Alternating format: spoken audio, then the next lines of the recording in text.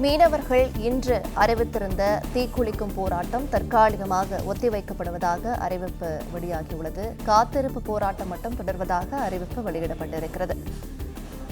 முதலமைச்சர் அறிவித்த கூடுதல் நிவாரணத் தொகை உதவித்தொகையால் போராட்டத்தை மீனவர்கள் கைவிட்டிருக்கிறார்கள். விவரங்களை செய்தியாளர் பிரபுராவ் வழங்கிட கேட்கலாம். பிரபுராவ், வணக்கம். இது பற்றின மேலும் விவரங்கள்.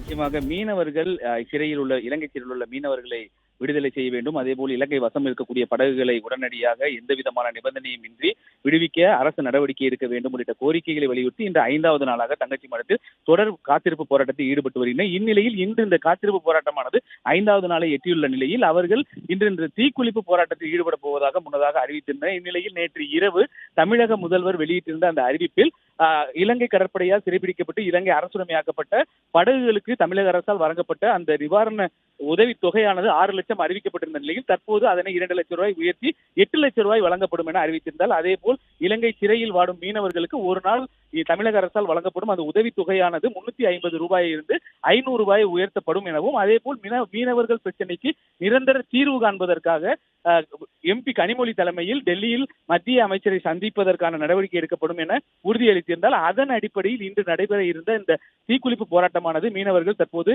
அதனை ஒத்திவைத்துள்ளனர். இருப்பினும் மீனவர்களை பொறுத்தளவு இலங்கை சிறையில் இருக்கக்கூடிய மீனவர்களை மீட்டு விடுதலை செய்து அழைத்து வரும் வரை இந்த காத்திருப்பு போராட்டம் தொடரும் எனவும் அடுத்த கட்ட போராட்டம் குறித்து இன்று மாலை அறிவிப்பதாகவும் தெரிவித்துள்ளனர். விவரங்களை வழங்கியமைக்கு நன்றி பிரபுராவ்.